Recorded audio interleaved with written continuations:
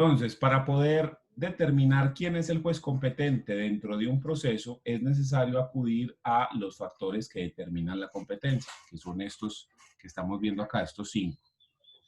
Estos factores se aplican en un orden establecido y cuando uno hace el estudio y aplica efectivamente los factores uno a uno, eso nos va a dar como resultado quién es el juez competente, quién es el juez que debe conocer de un proceso.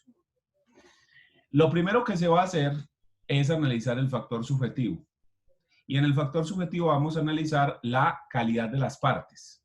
En la calidad de las partes vamos a analizar quiénes son las partes, quién es el demandante y quién es el demandado. Recuerden que demandante y demandado pueden ser una sola persona o pueden ser varios. Varias personas pueden demandar y varias personas pueden ser demandadas. Entonces nosotros tenemos que mirar la calidad de esas personas que están actuando como demandantes o como demandados. ¿Y qué es lo que vamos a analizar? Si son personas naturales o si son personas jurídicas. Y específicamente, si son personas jurídicas, mirar si son personas de derecho público, como el Estado, las entidades descentralizadas del Estado, como la policía, el ejército, etc. Para determinar si ese conflicto le pertenece a la jurisdicción ordinaria o a la jurisdicción contencioso administrativa.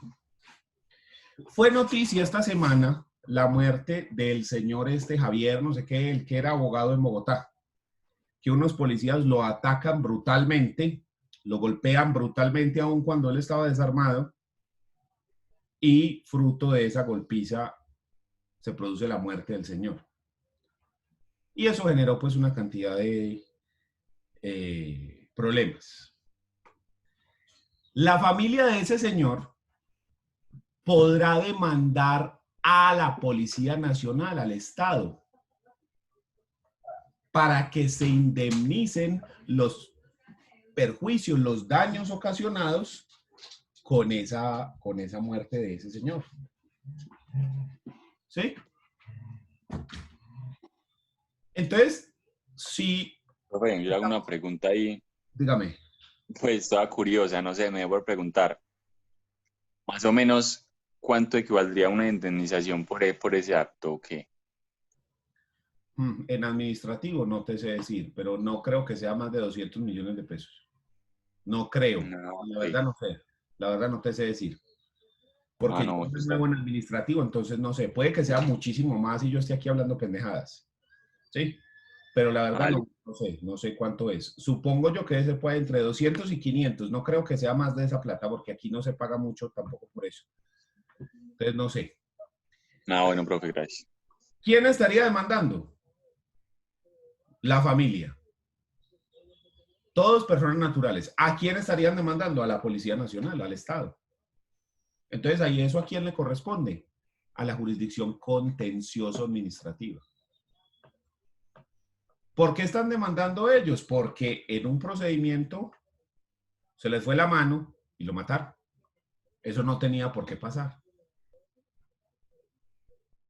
Ah, no, vamos a suponer que no fueron los policías los que le dan la golpiza, sino gente de la calle. En una pelea. Entonces ahí se podría demandar al sujeto o a los sujetos que golpearon al señor. Entonces ahí estaríamos hablando de la familia contra los sujetos que golpearon al señor. Ahí ya no hay presencia del Estado, entonces eso le correspondería a la jurisdicción ordinaria. Entonces yo siempre tengo que mirar quiénes son los dos extremos. ¿Quiénes son los demandantes? ¿Quiénes son los demandados? Puede ocurrir que haya empresas de economía mixta, es decir, empresas que son un pedazo del Estado y un pedazo privado, como Ecopetrol. Ecopetrol es una empresa de economía mixta. ¿Sí? Hay personas que tienen acciones de Ecopetrol. Pero la mayor participación, más del 50% de las acciones de Ecopetrol son del Estado. Y por lo tanto, le correspondería entonces, si Ecopetrol es demandante o demandado, a la jurisdicción contencioso-administrativa. Lo primero que vamos a analizar siempre es ese factor subjetivo, porque ese ya nos va a centrar en un lado o en el otro. ¿Listo? Entonces, ese es clave, clave, clave, clave. El segundo factor que vamos a analizar es el factor objetivo. Ese factor objetivo se va a dividir en dos. Va a analizar la materia o naturaleza del asunto. Entonces vamos a analizar la naturaleza del conflicto. ¿Por qué es que se está peleando? ¿Cuál es la naturaleza del conflicto que se nos está presentando? Y de ahí nos puede decir que es un conflicto civil, penal, laboral o de familia. Dependiendo de eso, nos vamos a dividir en la jurisdicción ordinaria en una de estas ramas. Civil, penal, laboral o familia. Si en el primer factor era la jurisdicción contencioso-administrativa, usted no tiene que hacer esto.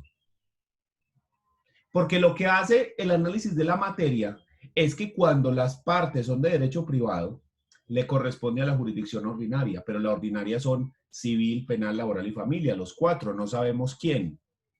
Entonces nosotros analizamos la naturaleza del asunto para definir cuál de esas cuatro jurisdicciones es la que realmente le corresponde entonces a el determinado caso. En cambio, si nosotros hacemos el análisis del factor subjetivo y nos da como resultado que es la jurisdicción contencioso administrativa, ya, esa no está dividida, entonces no tenemos que hacer este análisis de la naturaleza del conflicto. Entonces es muy importante usted identificar cuál es la naturaleza del conflicto, por qué es que están peleando las personas. Y muchas veces en este punto se generan confusiones. Porque si yo le pregunto a las personas cuál es el conflicto en una sucesión, ¿usted qué diría?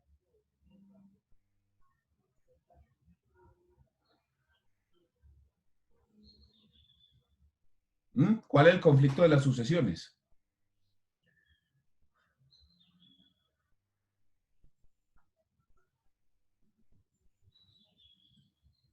Profe, repartir no. Ok, ok. Repartir una herencia, no. Que todos quieren quedar con mucha parte, pues no quieren equitativamente la parte que les toca. O sea, básicamente el conflicto en una sucesión es que están peleando por un derecho. ¿Cuál derecho? El derecho de herencia. Entonces las personas a veces creen que como en una sucesión usted está peleando por el derecho de herencia y como ese derecho va a recaer sobre bienes, muebles e inmuebles, la gente piensa que usted está peleando es por las cosas, por el carro, por la casa, por el apartamento. Eso no es cierto. Usted está peleando por el derecho, porque usted cuando está en una sucesión, usted no sabe qué le va a tocar. Es un incierto. Usted tiene el derecho de herencia. Le puede tocar todo o puede que no le toque nada. ¿Qué pasa si el causante debía todo? Las deudas se tragan todo el activo y ¿qué quedó para repartir? Nada. Yo estoy peleando por el apartamento, sí, pero es que son 15 hermanos. Hay que repartirlo por 15 ese apartamento. Entonces, mire que las personas no están peleando por bienes, están peleando por saber cuánto es que le corresponde de su derecho de herencia. Y el derecho de herencia es de familia. Entonces por eso es que tengo que analizar la naturaleza del conflicto. ¿Por qué es que se está peleando? Entonces, en un proceso como el caso del abogado ese, ¿cuál es el conflicto? O sea, ¿qué es lo que la familia buscaría ahí?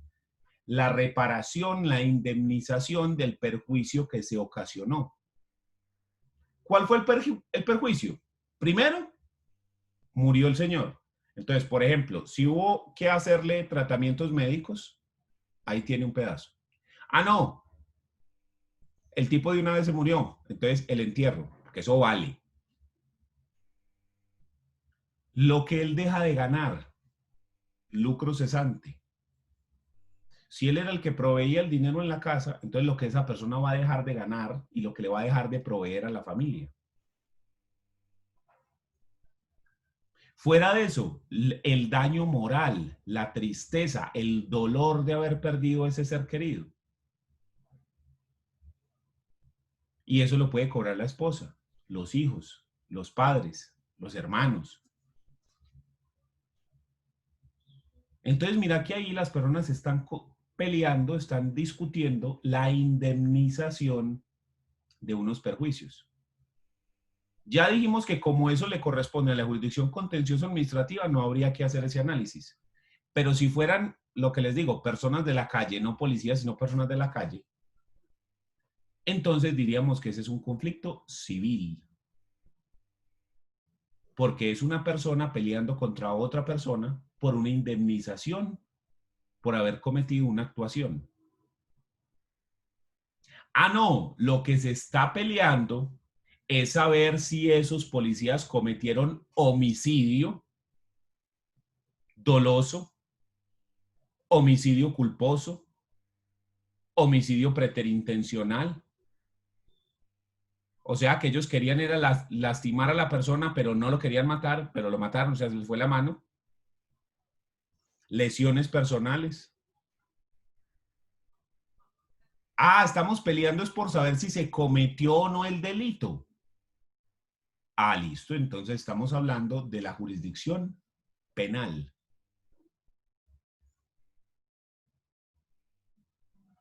Muchas veces ocurre que en esa clase de operativos policiales pasa esto. Entonces, usted no puede tanto como decir que es un homicidio doloso. Homicidio doloso es la persona que quiere y conoce que está cometiendo un homicidio.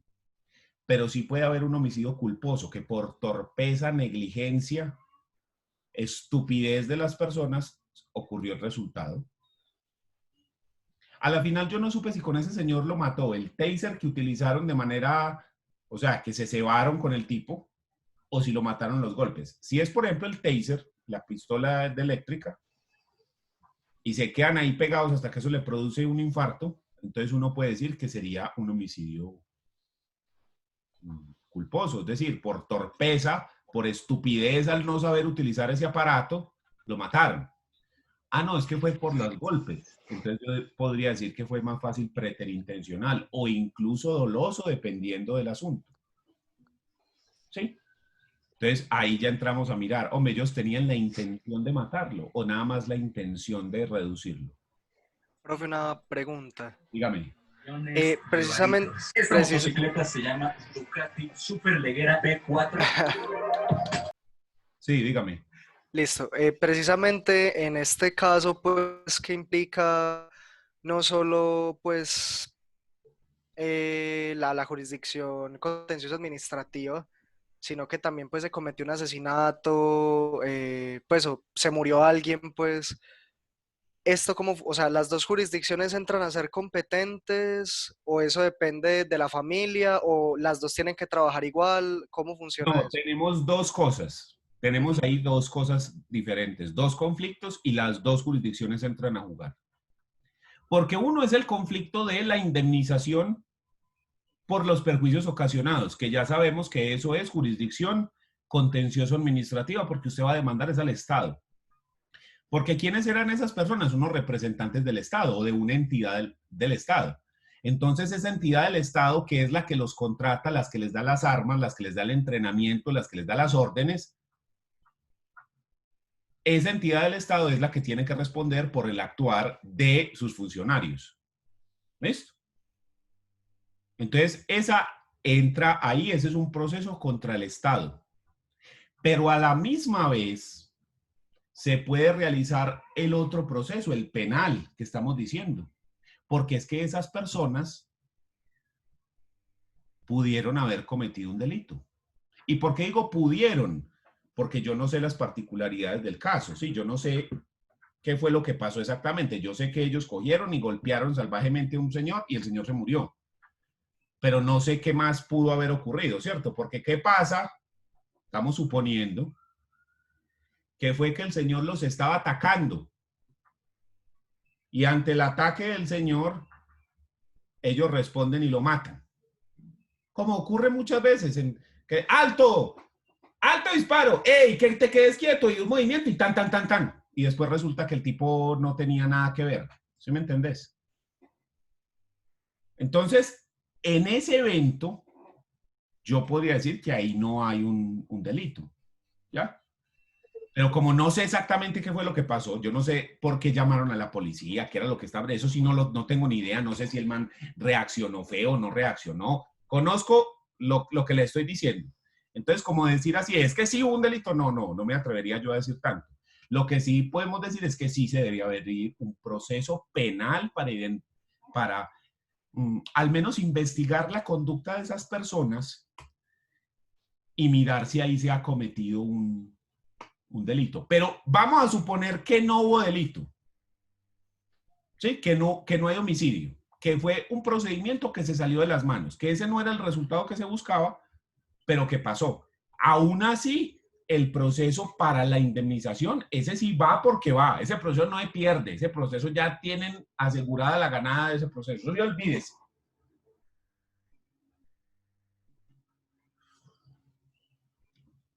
Pero, como les digo, eso hay que mirarlo con pinzas, eso hay que mirarlo y cogerlo con mucho cuidado.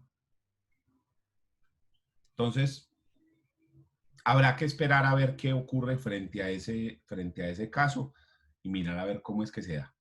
Entonces, sí, pueden ocurrir que dentro de un solo caso pueda generar varios procesos. Sí puede ocurrir. Es más, en los accidentes de tránsito pasa eso así, vea, pero así. Porque en un accidente de tránsito puede haber lesiones personales o incluso homicidio. ¿Sí? Muere la víctima. Entonces se abre el proceso penal, pero también se puede abrir y se abre el proceso civil para la indemnización de los perjuicios.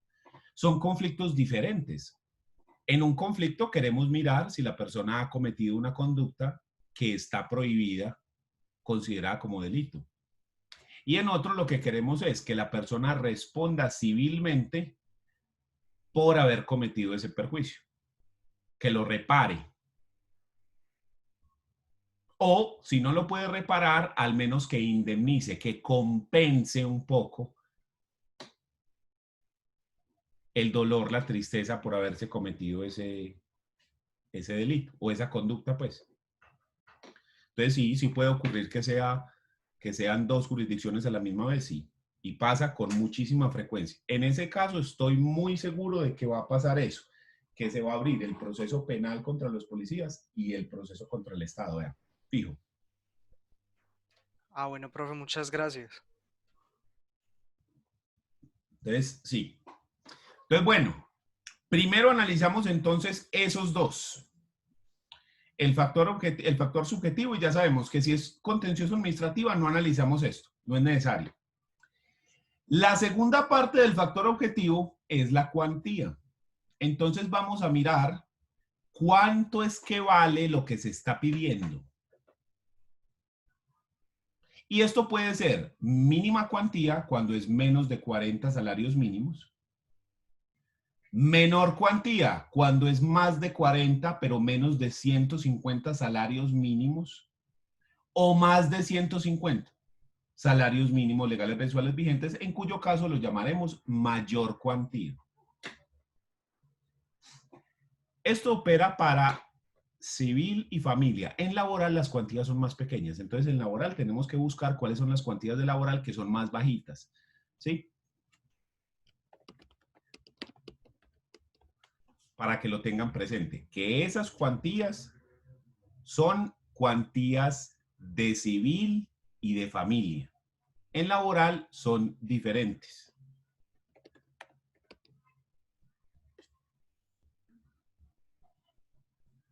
Ahí yo miro si encuentro por acá la cuantía en el código laboral.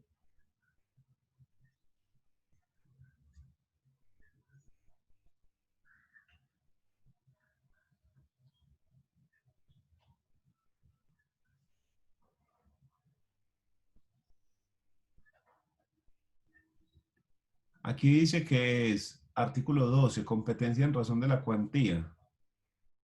Los jueces laborales del circuito conocen en única instancia de los procesos cuya cuantía exceda el equivalente a 20 salarios. 20 es el salario mínimo, sí. Y los municipales, menos de 20. Entonces pareciera que es más de 20 y menos de 20. Bueno, no sé. Tarea, averiguar la cuantía en laboral. Muy bien. Pero ¿qué ocurre entonces si el proceso no tiene cuantía?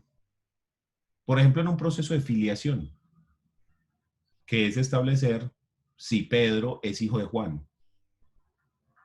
¿Cómo hacemos ahí? En esos actos que no tienen cuantía. Por ejemplo, el divorcio. El divorcio es un acto que no tiene cuantía. Cuando dos personas se casan y termina la relación, usted tiene que hacer dos procesos. El primer proceso es el divorcio, que es la terminación del matrimonio. Romper el contrato matrimonial. En ese proceso usted tiene que decir que se ha incurrido en alguna de las causales del artículo 154 del Código Civil. Usted solamente puede divorciar si se presenta alguna de las causales del artículo 154. ¿Cuáles? Violencia intrafamiliar, relaciones sexuales extramatrimoniales, embriaguez o drogadicción habitual, etc. Si no se presenta alguna de esas causales, no se puede solicitar el divorcio. Solamente vamos a solicitar el divorcio en esas causales. Muy bien. Después de que la persona se ha divorciado, o sea, después de que se ha roto el contrato matrimonial, entonces viene el segundo proceso, que es la liquidación de la sociedad conyugal.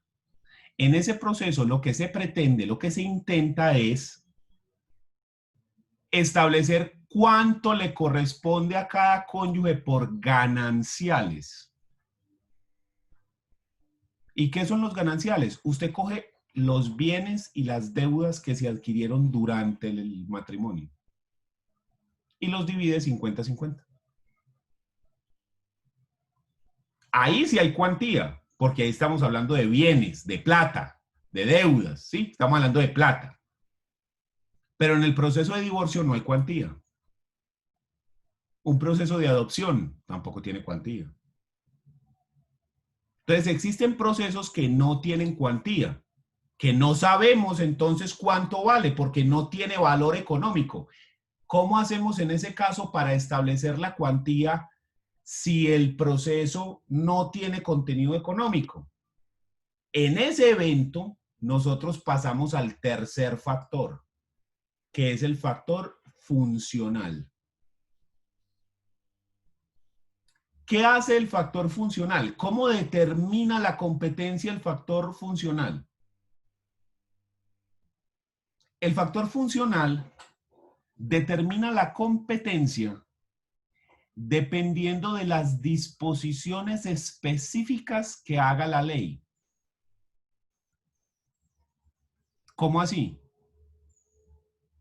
La ley dice de manera específica a qué juez le corresponden cierta clase de procesos.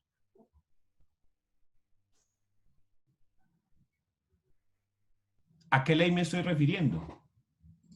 A los códigos procesales. Si usted se viene para el Código General del Proceso, que es el código procesal para civil, familia, comercial y agrario, si usted se viene para ese Código General del Proceso, al principio del código, usted encuentra esta lista que está viendo usted acá. Y sería muy bueno que la copien. Dice, jueces civiles municipales en única instancia, artículo 17. Jueces civiles municipales en primera instancia, están en el artículo 18. Jueces civiles del circuito en única instancia, artículo 19. Jueces civiles del circuito en primera instancia, artículo 20. Jueces civiles del circuito en segunda instancia, artículo 33. Jueces de familia en única instancia, artículo 21. Jueces de familia en primera instancia, artículo 22. Jueces de familia en segunda instancia, artículo 34. Tribunal Superior de Distrito, Sala Civil, artículo 31. Tribunal Superior de Distrito, Sala de Familia, artículo 32. Y Corte Suprema de Justicia en Sala de Casación Civil, artículo 30. Entonces, esta es la regulación específica que hay para los jueces civiles y de familia. Y si usted se va para el Código Penal o se va para el Código de Procedimiento Laboral, encuentra lo mismo. Distribuida la competencia a cada juez. ¿Cómo? Miremos aquí algunos de estos artículos que nos dice el Código. Llega y dice aquí, competencia de los jueces municipales en única instancia. Los jueces municipales conocerán en única instancia, primero, de los procesos contenciosos de mínima cuantía, lo que estábamos diciendo, ¿sí? Recordemos que en la clase anterior dijimos que las cuantías usted las divide para establecer dónde inicia y dónde termina un proceso. Y entonces habíamos hablado de este cuadro. Entonces dijimos que si el proceso es de mínima cuantía, le corresponde al juez civil municipal en única instancia. Si el proceso es de menor cuantía, le corresponde al juez municipal en primera instancia y en segunda al juez de circuito, cuando es menor cuantía. Y si es mayor cuantía, entonces le corresponde al juez de circuito en primera y al tribunal en segunda instancia. Es decir que con esta cuantía, estableciendo la cuantía, los procesos solamente van a empezar ante el juez municipal en única instancia o en primera instancia. Y los procesos solamente van a terminar o en el circuito o en el tribunal. Entonces el proceso puede empezar aquí en el juez de circuito en primera, aquí en el juez municipal en primera o aquí en el juez municipal en única. Y va a terminar aquí en el juez de circuito en segunda o aquí en el tribunal en segunda instancia. En ese orden de ideas, usted se fija y si comparamos con la lista que yo le acabé de decir, que ahí no dice los jueces de circuito en única instancia, por ejemplo. En este cuadro no está. Mira que aquí no dice que ningún proceso inicie en el juez de circuito en única instancia, solo inicia aquí, en el juez de circuito en primera instancia o en el juez de circuito en segunda instancia, no en única. Y si usted se viene para acá, para el código, y nos buscamos acá, en el artículo 19, está la competencia de los jueces civiles del circuito en única instancia. Hombre, ¿y qué es lo que conocen estos jueces en eso? Los jueces del circuito conocen en única instancia, primero, los procesos relativos a la propiedad intelectual previstos en leyes especiales como de única instancia. Segundo, los trámites de insolvencia de persona natural no atribuidos a la Superintendencia de Sociedades, a prevención con esta de los procesos de insolvencia de personas naturales comerciantes. Y tercero, la actuación para el nombramiento de árbitros cuando su designación no pudo hacerse de común acuerdo por los interesados y no la hayan delegado a un tercero. Estas tres cosas es lo que un juez civil del circuito hace en única instancia. Y mire aquí en el artículo siguiente la competencia de los jueces civiles en primera instancia. Entonces, ¿de qué conocen? El primero que todo, dice, los contenciosos de mayor cuantía. Lo mismo que habíamos visto antes. Pero ¿qué otras cosas? Los relativos a la propiedad intelectual que no estén atribuidos a la jurisdicción contencioso administrativa, los de competencia desleal, las controversias que surgen con ocasión del contrato de sociedad, los procesos de expropiación, ¿sí? La impugnación de actos de asambleas, etc. Entonces, mire que acá me establece la competencia de los jueces de manera específica.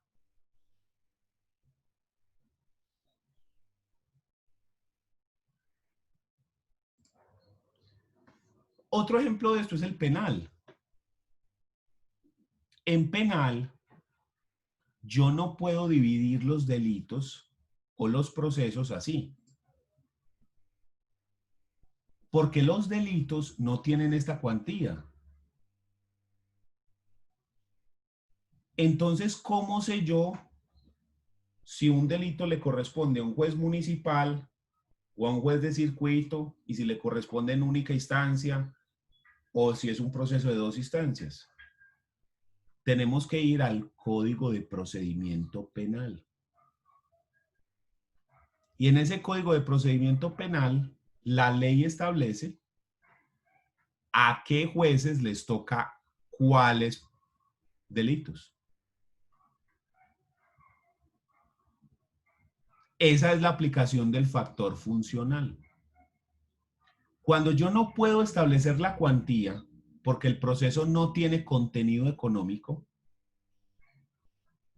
yo me debo ir a las leyes procesales. ¿A cuáles? A las que me dijo la materia. Entonces, si el conflicto era penal, al Código de Procedimiento Penal. Si el conflicto era laboral, al Código de Procedimiento Laboral. Si el conflicto era civil o familia o comercial o agrario, al Código General del Proceso. Y ahí me establecen de manera específica para cada juez a quién le corresponden determinados conflictos. Entonces yo, de primerazo, siempre tengo que decir que voy a aplicar la cuantía. Solamente en la medida en la que yo no pueda aplicar la cuantía, o sea, el factor objetivo con respecto a la cuantía, bajo acá al funcional. Y en el funcional yo busco efectivamente cuál es la disposición que hace la ley. ¿A qué jueces la ley le ha entregado ese conflicto en específico?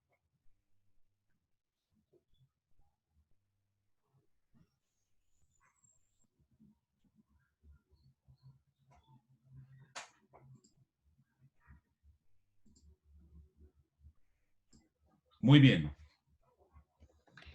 Pero aquí viene una pregunta y es, venga, profe, si el proceso tiene contenido económico, digamos un proceso de indemnización por un accidente de tránsito.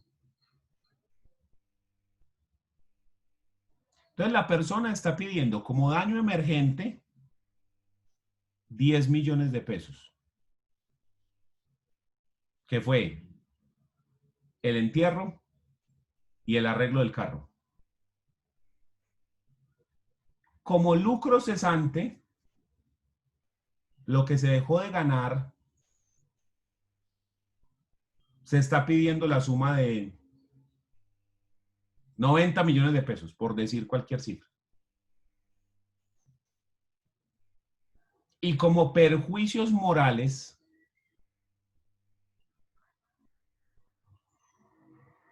como perjuicio moral, se pide 200 millones. Entonces tenemos algo de mínima cuantía, los 10 millones del entierro y los daños del carro, el lucro cesante, el daño emergente, perdón. El lucro cesante, lo que se dejó de percibir, pedimos algo de menor cuantía, porque pedimos 90 millones. Y tenemos la tercera cosa, que es algo de mayor cuantía, porque estamos pidiendo 200 millones por perjuicios morales. Entonces, ¿cómo establezco yo la cuantía ahí? La cuantía se establece identificando la pretensión de mayor valor.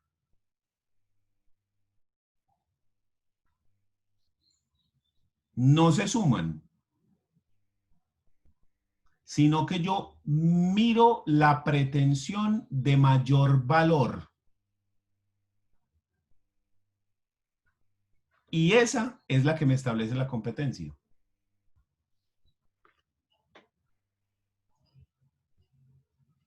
En la aplicación de una máxima del derecho procesal que dice, el que puede lo más, puede lo menos.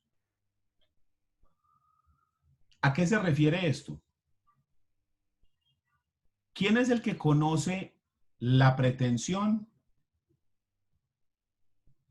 de 200 millones de pesos? Como eso es mayor cuantía, le corresponde al juez civil del circuito en primera instancia.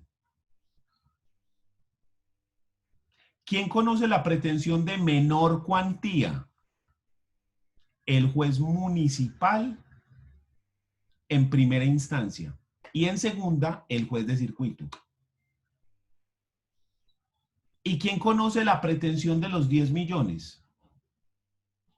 El juez municipal, pero en única instancia. Entonces, el juez de circuito, que es el que conoce la pretensión de mayor valor, se supone que él está más capacitado que el juez municipal, que es más capaz, que es mejor, más especializado, de más nivel. Entonces, si esa persona puede conocer las cosas de más nivel, con mayor razón las cosas de menos nivel. Sería muchísimo más fácil para él, en esa lógica, pues, que estamos hablando. Entonces, usted por eso es que siempre busca a la pretensión de mayor valor, porque esa es la que me establece. Porque el juez, el que conoce la pretensión más alta, él tiene la competencia para conocer las otras más bajitas, que si solo fueran esas no le tocarían a él. Pero como están acumuladas con esa otra de mayor cuantía, entonces a él le corresponde. Y si él puede conocer los procesos de mayor cuantía, entonces puede conocer perfectamente los de menor y mínima. Entonces yo en los procesos no sumo las pretensiones, no. Sino que miro cuál es la pretensión que tiene el valor más alto. Y estableciendo el valor más alto, ahí es como establezco yo entonces quién es el juez competente.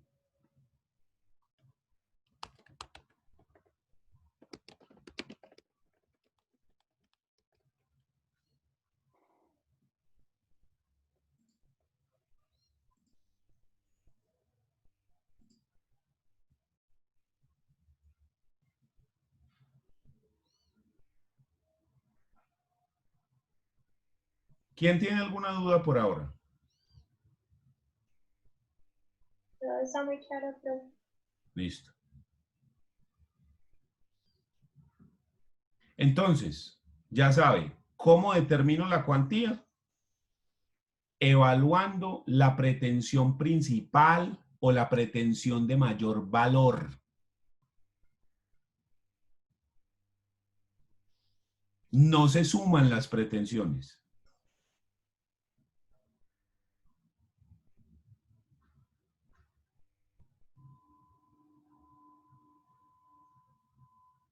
Hay que mirar cuál es la pretensión principal, la más alta. Y así puedo establecer yo fácilmente la pretensión de menor valor. ¿Quién es al que le corresponde? Al que conoce la demás. Listo. Y si no tiene cuantía, entonces, ¿qué hago? Factor funcional. Ya sabemos. Como en los delitos. ¿Cómo sabemos a quién le corresponde un homicidio y a quién le corresponde unas lesiones personales y a quién le corresponde una injuria o una calumnia?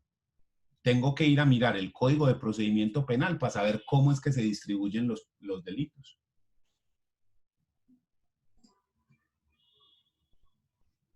Entonces, en el Código de Procedimiento Penal,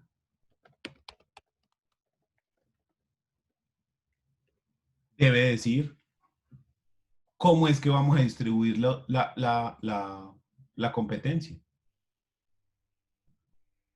¿A qué jueces le va a corresponder qué delitos?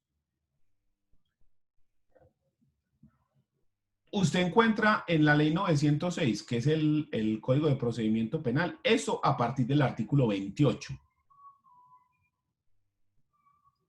Entonces, a partir del artículo 28, usted empieza a encontrar la competencia de los asuntos. Entonces, usted encuentra, por ejemplo, y copia en esta lista también, en penal, que la competencia de la Corte Suprema de Justicia en sala de casación penal está en el artículo 32. Corte Suprema de Justicia, sala de casación penal, artículo 32.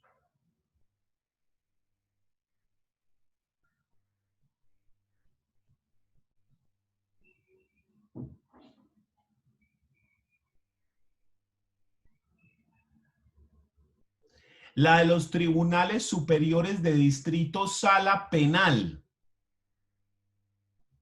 los encuentra en los artículos 33 y 34.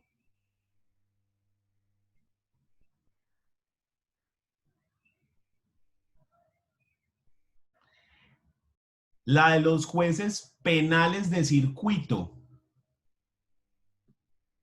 artículos 35 y 36.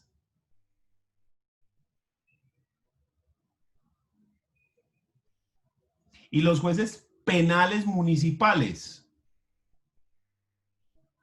artículo 37.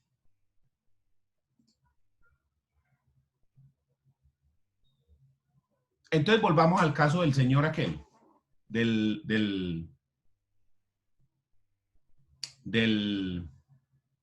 abogado que murió esta semana por el ataque a la policía. Vamos a mirar a quién le correspondería ese caso. ¿Cuáles serían los delitos que ustedes dicen se cometieron en ese caso? ¿Cuáles serían los delitos?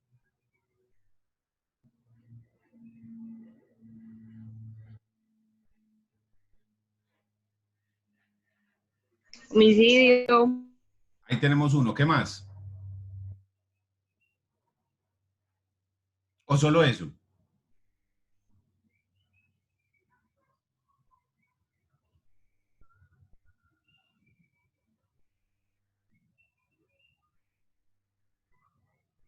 Profe, abuso de autoridad. Podría ser. ¿Qué otra cosa?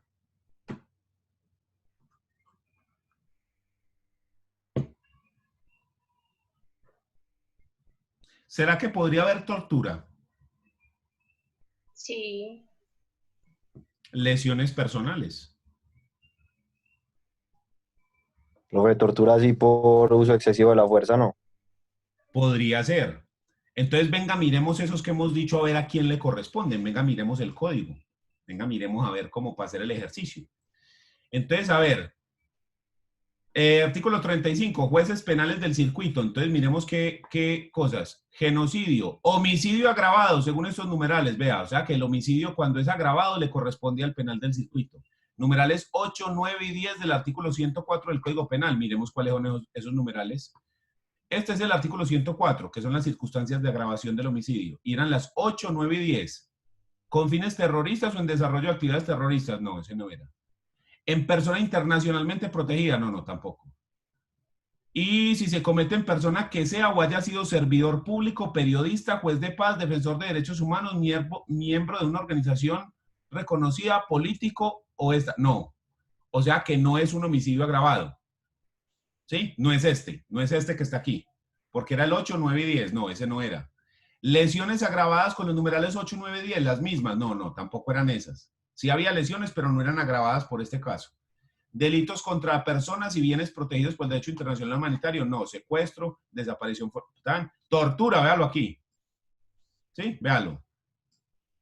Desplazamiento forzado, constreñimiento ilegal, extorsión, lavado de activos, concierto para delinquir, entrenamiento, terrorismo, instigación, empleo, producción, corrupción, conservación, delitos, existencia, tran. Y haber penal municipal de los delitos de lesiones personales, vea, o sea que lesiones personales le correspondería al municipal. Delitos contra el patrimonio. Delitos porque se requiera querella. Delitos de violencia intrafamiliar, función de control de garantías, delitos contra los animales, etc. O sea que en este caso las lesiones personales le corresponden al penal municipal, pero como estamos diciendo que ahí hubo tortura, entonces eso le corresponde al de circuito. Este tiene mayor categoría que el otro. Entonces, este que le corresponde a este delito que es más grave, también podría conocer del delito que es, entre comillas, más leve, este de lesiones personales. Entonces, ¿cómo determinamos la cuantía aquí? Por el delito más grave. Aunque en penal lo que se hace es, cuando hay varios delitos, cuando en una misma actuación se cometen varios delitos, en Colombia no se juzga por cada delito independientemente. Entonces no se juzga por lesiones personales, por homicidio, por porte ilegal de arma, no. Usted mata a 3 personas en un atraco y entonces no lo juzgan por porte ilegal, hurto, homicidio del uno, homicidio del otro, homicidio del tercero. No. Lo que se hace es un concurso de delitos, es decir, que todos se unen en una sola conducta.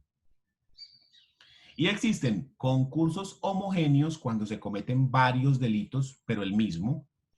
Le hurtó a 5 personas. O un concurso heterogéneo, cuando se cometen varias conductas diferentes. ¿Sí? Entonces, más o menos, porque no es así tan fácil como yo lo digo, lo que hace es que usted mira el delito más grave y le suma un poquito más. Y entonces así es como usted establece las penas en Colombia. Mira el delito más grave y lo aumenta un poquitico. No es una pena por cada delito, no. Sino que se juntan todos. Entonces, en el caso de ese señor, entonces miraremos cuál es el delito más grave.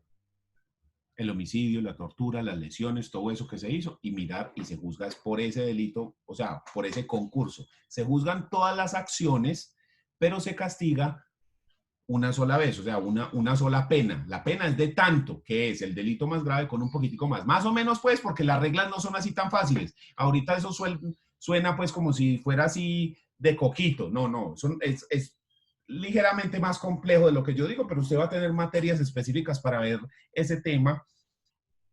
Entonces, no se preocupe. Por ahora es, digamos, una explicación muy, muy sencillita, sin mucha profundidad al respecto. Entonces, así es como se determina eso en Colombia. ¿Listo? Para que nos quede claro ese asunto de los concursos de delito. Muy bien. Entonces, yo, hasta el punto del factor funcional, ¿yo qué tengo? Yo ya sé, hasta este punto, en cuál rama me ubico. Si en la jurisdicción ordinaria o en la contencioso administrativa. Yo ya sé específicamente cuál es el juez, si es el juez civil, penal, laboral, familia. Y también sé la categoría del juez. Si esto va para el juez municipal, si va para el juez de circuito. Entonces, yo aquí puedo llegar y decir, este proceso le corresponde al juez civil municipal. El siguiente paso es establecer el juez civil municipal. ¿De dónde? De todos los jueces civiles municipales que hay en Colombia, ¿cuál? El lugar donde se cometió el hecho. Ese es uno de los factores. Entonces, lo que yo hago ahí, en ese punto, para poder identificar el juez de dónde, me paso al siguiente factor, al factor territorial. El factor territorial es el que nos va a decir en qué lugar del territorio es que se demanda. Y lo hace por medio de esto, que se llaman fueros. Los fueros son varias reglas que nos permiten identificar el juez de qué lugar es el competente. Entonces tenemos el fuero personal, el fuero real, el fuero hereditario, el fuero instrumental y el fuero contractual.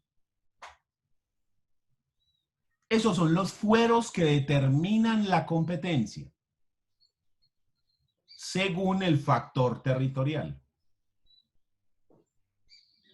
Estos fueros no se aplican todos, sino que dependiendo del conflicto, dependiendo del proceso, se aplican unos o se aplican otros. Cada uno de esos fueros tiene unas reglas especiales. Entonces nosotros tenemos que saber muy bien cuál es el proceso para poder identificar cuál de esos fueros es el que se puede utilizar. Y mejor aún, hay unos fueros que son concurrentes.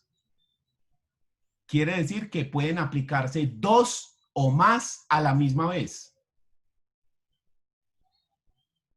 Y hay fueros que son no concurrentes, que solo se puede aplicar uno y no más.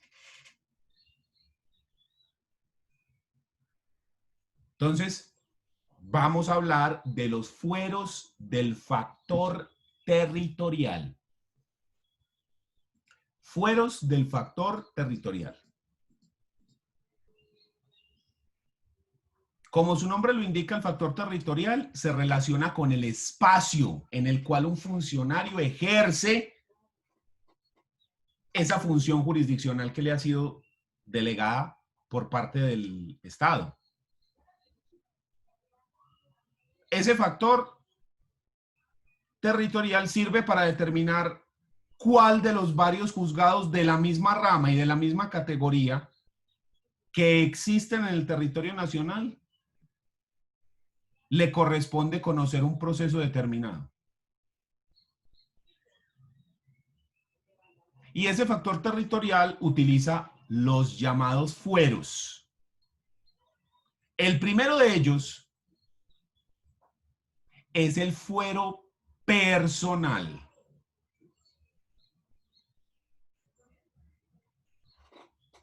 En ese fuero personal se utiliza para los procesos contenciosos, o sea, donde hay pelea, donde hay contención, donde hay desacuerdo.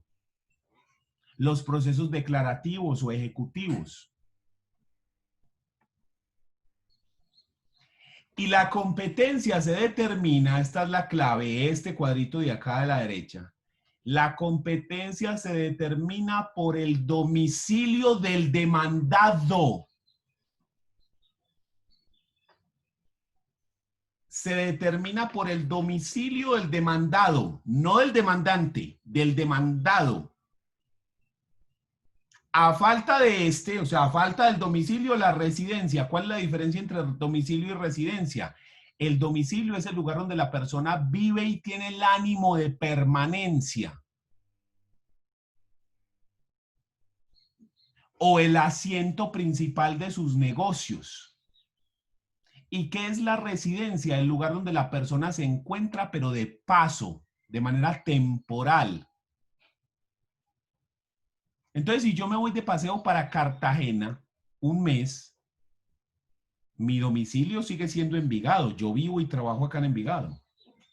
Tengo el ánimo de permanecer. Aquí está mi casa, mis cosas, mi ropa, todo está acá. Pero yo tengo residencia temporal en Cartagena, en el hotel donde me estoy hospedando.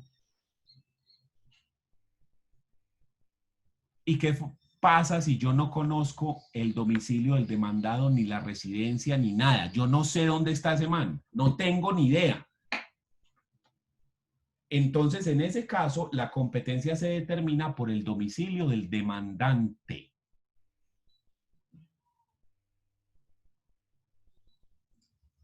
Esto es una garantía que se le da a las personas. De que si usted va a ser demandado, a usted lo tienen que demandar en su casa, en su domicilio. Es una garantía que tenemos todos. Pero como puede ocurrir que el demandante no sepa dónde está el demandado, no tiene ni idea de dónde vive ni dónde trabaja, no sabe. Entonces, eso se podría poner como una traba para que la persona no pueda demandar. Si yo tengo que demandar el domicilio del demandado y yo no sé dónde está, entonces no puedo demandar. Entonces, para solventar eso se dice, no, entonces demanden su domicilio. Pero ojo pues, si usted dice mentiras y presenta la demanda en su domicilio como demandante y usted sí sabía dónde estaba domiciliado el demandado, eso puede constituir un delito, fraude procesal. El abogado puede ser sancionado disciplinariamente si el abogado es el que está conestando esa conducta. Entonces, ojo. ¿Sí? Por eso es que en las demandas usted dice, mi cliente manifiesta que él desconoce el domicilio del demandado. Porque si mentiras que sí conoce, mi cliente fue el que dijo que no conocía y yo no tengo la obligación de ser pues omnipresente y saber, sí, omnisciente y saber si lo que me dicen es cierto o es falso, no. Profe, Dígame. pero por ejemplo, bueno, cuando se está haciendo la demanda, la persona puede saber dónde vive, pero no se sabe la dirección exacta, porque es que siempre piden es la dirección exacta. Pero a mí me interesa, si usted sabe que la persona vive en Medellín, usted puede poner que el domicilio de la persona es Medellín, pero se desconoce la dirección exacta. Eso se puede hacer.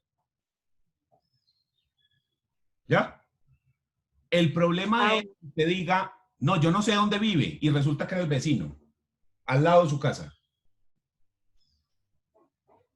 ¿Cómo que no sabes dónde vivís si vivís abajo de él? Aquí al lado. Pues. ¿Sí? Entonces ahí es donde se generan los problemas. Entonces uno como abogado, uno tiene que ser muy cuidadoso y en las demandas poner esa frase. Mi cliente dice, mi cliente manifiesta, según lo expresado por mi poder dante, para usted no ir a caer por las mentiras del otro. Uno confía en lo que le dice el cliente, pero tampoco puede ser huevón y dejarse meter los dedos a la boca así tan fácilmente. Yo conocí un caso de una persona que la sancionaron por eso. Manifiesto, señor juez, bajo la grada de juramento que desconozco el lugar de notificación. Y literalmente era la casa de arriba. ¿Qué pasó? Sancionado el abogado 6 meses. Le quitaron la tarjeta profesional. Y ya queda con historial de sanción y todo. Por una estupidez de ese tamaño. Entonces, por eso, mi cliente dice, mi representado manifiesta, según lo dicho por mi poder dante, o cualquier frase de esas para decir que no lo estoy diciendo yo no soy el que digo eso, el que dice eso es este man que me contrató, y como yo no soy omnisciente para saber si eso es cierto o no, yo confío en lo que dice él, pero si está diciendo mentiras, el problema es de él. Entonces, ese es clave, esa frase es muy importante, porque lo que le digo, esto es una garantía para el demandado, de que vamos a demandar en el domicilio del demandado. Es una garantía. Si yo no demando en el domicilio del demandado, quiere decir que estoy vulnerando el debido proceso. Le estoy vulnerando el principio del juez natural. Acuerden que yo les había hablado del principio del juez natural. Que en todo Colombia, si usted tiene un conflicto, hay un juez que es el que debe conocer ese conflicto. Y si usted no lo demandan ante ese juez, le están vulnerando el derecho, que es el problema que ha pasado con Uribe. Entonces, como él era congresista, el juez natural de él era la Corte Suprema de Justicia, porque él tenía un fuero especial que dice que no es el domicilio del demandado ni nada de eso, el fuero de él, que era lo que decía, que era la Corte y punto, por ser congresista. Pero el tipo renuncia al Congreso. Entonces, si renuncia al Congreso, ya la Corte no es el juez natural. Ya es otro juez. Entonces, por eso es que el proceso salió de la Corte. Y se lo entregan a la Fiscalía, ¿por qué? Porque la Fiscalía, como es el ente que acusa, es a la Fiscalía a la que le toca hacer la acusación frente al juez natural. Entonces, esa es la razón de ese problema, que el proceso estaba aquí y que luego pasó acá, es por eso, por esa garantía. Entonces, ¿Le puedo hacer una pregunta? dígame. Cuando una persona pone una demanda en fiscalía y bueno, ya lo cita donde el juez y esa persona pues no asiste, o sea, el demandante no asiste a la citación que pusieron, ¿qué puede pasar ahí al demandante? Varias cosas. Lo primero es que usted no sabía, pero va a ser la última vez que usted dice demanda en fiscalía o demanda penal. Nunca más va usted a utilizar ese término, porque usted como estudiante de Derecho y futura abogada no lo va a utilizar nunca más, porque esa expresión no existe. Usted no demanda a la gente penalmente. ¿Por qué no? Porque el único que acusa a las personas en Colombia es la fiscalía, el único. Lo que las personas hacen es que le dicen a la fiscalía, le denuncian a la fiscalía que se cometió un delito. Entonces la fiscalía lo que hace es que investiga. Y si en la fiscalía consideran que efectivamente Jennifer cometió el delito de lo que sea, estafa, por poner ahí cualquier cosa, ¿cierto? Entonces, si ellos consideran que así fue y reúnen las evidencias, la acusan frente a un juez. Entonces podríamos decir que el que demanda es la fiscalía, no la víctima. La víctima lo que hace es denunciar, es decir, darle a conocer a la fiscalía que se cometió el delito, nada más. ¿Listo? Entonces, a partir de hoy, eliminado del vocabulario demanda en fiscalía o demanda penal, eso no existe. Denuncia es el término correcto, ¿sí? Pero no está mal, usted no sabía. Dígame. Pero yo tenía entendido de que no hace mucho, pues como que, no sé qué pasó, pero como que ya se había un tipo de demanda penal. Eso Sí. le escuchó a un profesor una vez. Sí, lo que pasa es que eso fue hace como un año, que sacaron que para unos delitos chiquitos, la víctima actúa como la fiscalía, porque se dieron cuenta de que había muchos delitos de ese tipo. Y entonces dijeron que la fiscalía no daba abasto y que muchas veces las víctimas tenían más pruebas y más cosas que la misma fiscalía. Entonces, que para esos delitos específicos, que son hurtos y unas cositas, unos delitos específicos, no todos, solamente unas cosas específicas, la víctima puede actuar como fiscal, como acusador. O sea, en vez de únicamente poner la fiscalía, poner la denuncia en fiscalía y que la fiscalía haga todo el trabajo, la víctima hace el trabajo de la fiscalía. Es decir, acusa a la persona y presenta las pruebas ante el juez de que esa persona cometió el delito tal. Eso se llama, no sé qué, acusador privado, algo así. Algo se llama como, no sé, Pero igual, aún en ese caso, aún en ese evento, eso no es una demanda penal. Eso es una acusación penal, o usted va a instaurar un proceso penal, pero no diga demanda penal porque queda como una nalga. ¿Listo? Entonces no vaya a decir eso, nunca más. ¿Listo? Es lo mismo que decir entablar una demanda. Usted entabla las tarimas y las camas. Las demandas se instauran, no se entablan. ¿Sí? Para que hablemos con algo de categorías, ¿me entiende? Que uno lo escuchen hablar y que no digan, ay, Dios mío. Por eso es que muchos abogados no vemos televisión colombiana y menos novelas, porque cada vez que muestran una novela donde hay abogados, uy, hermano, ve uno unas barbaridades que uno dice, uy, no, ¿qué es esto? ¿Sí? Que parece como que las hubiera escrito Maduro. No. Yo me acuerdo que había una que se llamaba La Ley del Corazón, o una estupidez así. Uy, hermano, y a eso le sacaron memes y le sacaron pendejadas en las redes sociales de abogados. No, porque es que salían con unas burradas y unas barrabasadas que los abogados nos preguntábamos, oíme, pero Caracol o RCN, no sé de quién era, no contratan un abogado para preguntarle, vení, ¿qué hay que decir aquí? Esto está bien dicho, esto sí es así. Es como usted donde un médico y que le diga, usted lo que tiene es que una gripa porque se le metió el chiflón.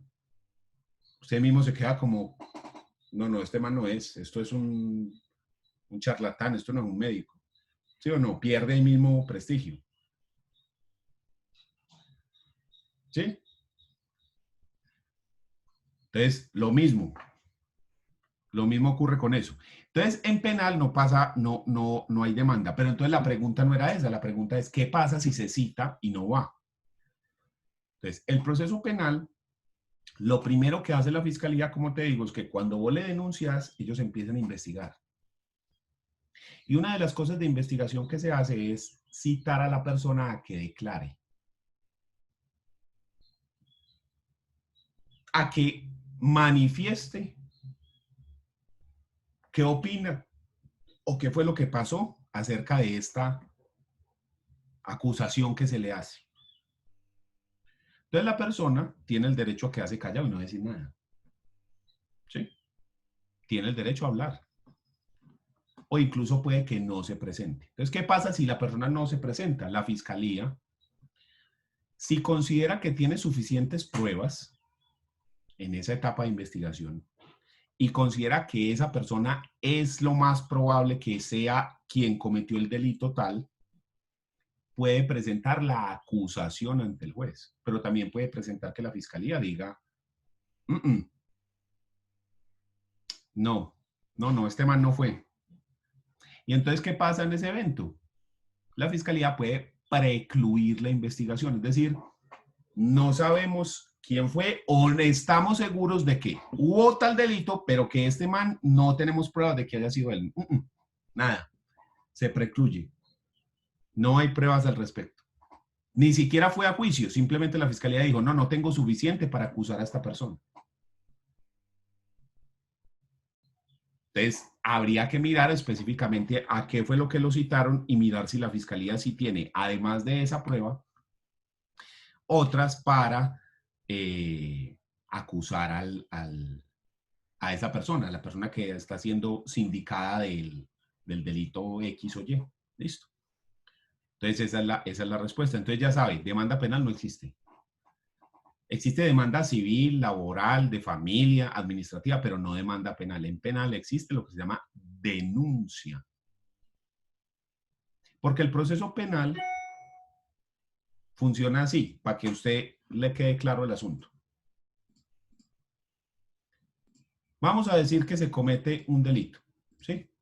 Entonces, se cometió aquí un delito. ¿Cuál es el delito? Digamos que esta persona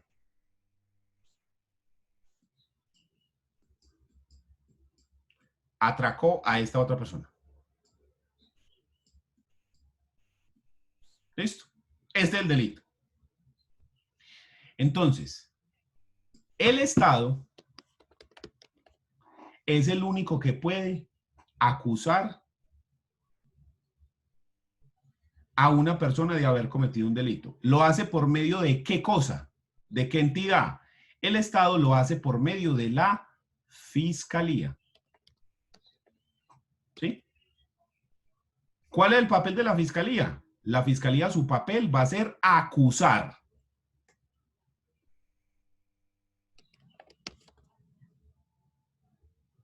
¿Y ante quién va a acusar? Ante el juez. El juez penal. Y el juez penal es el que toma la decisión. Muy bien. Pero, ¿y cómo hace el Estado para darse cuenta de este delito? ¿Cómo se da cuenta el Estado que es un ente inmaterial o la fiscalía, que son una cantidad de funcionarios en unas oficinas, ¿cómo hacen para darse cuenta de esto? Se dan cuenta por medio de un fenómeno que se llama la noticia criminal. ¿Qué es esto? La forma como se enteran la fiscalía, la forma como se entera de que se cometió el delito. ¿Y cómo se da esta noticia criminal? Principalmente se da por el fenómeno llamado denuncia. Entonces, la víctima, que es este man, o un testigo incluso, denuncia. Es decir, le da a conocer al Estado, a la fiscalía, que se cometió el delito.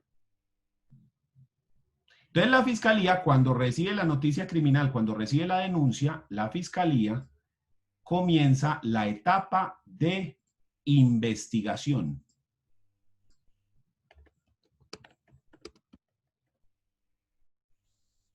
Entonces, en esta etapa de investigación, ¿qué es lo que la fiscalía va a hacer? Va a intentar investigar, primero, si esto sí ocurrió. Y segundo, si esto sí ocurrió, ¿quién es el responsable? Si la fiscalía logra reunir las suficientes pruebas para decir, vamos a acusar a este man de haber cometido este delito, entonces acusa ante el juez. Si no, entonces precluye la investigación y dice, no, no hemos podido establecer quién es. Sabemos que ocurrió un delito, o ni siquiera ocurrió, pero no hemos podido establecer quién es este man, no sabemos. No sabemos quién es. O al menos sabemos que Pedro Pérez no fue. Entonces se precluye la investigación frente a Pedro. ¿Puede abrirse para otras personas? Sí. ¿Puede que no se abra para nadie? También. Ah, no, que aparecieron unas pruebas y entonces sí, entonces acusamos. Y entonces acá es cuando inicia el proceso. Entonces uno por eso es que dice que los procesos penales tienen dos etapas. Tienen una etapa que es la etapa de investigación y otra etapa que es la etapa de juicio oral. ¿Sí? Entonces, en esta etapa de investigación, como te digo, inicia el acto con el que inicia esta etapa, se llama denuncia. En la mayoría de los casos, pues. Y termina con la acusación. Y de la otra etapa, que es el juicio, la etapa de juicio oral, inicia con esa acusación y termina ¿con qué? Termina con la sentencia.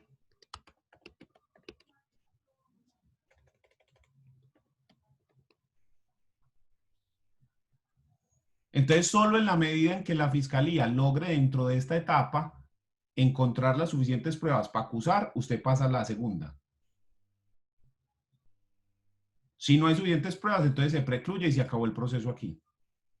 Ah, pero si hay suficientes pruebas, entonces se presenta la acusación e iniciamos el juicio. En el juicio puede que nos digan, no, no es, ese no es, se absuelve, sí. O también puede que nos digan, sí, sí es, y entonces se le condena a. Así es como funciona el proceso penal. ¿Listo? Muy bien. ¿Quién tiene alguna duda?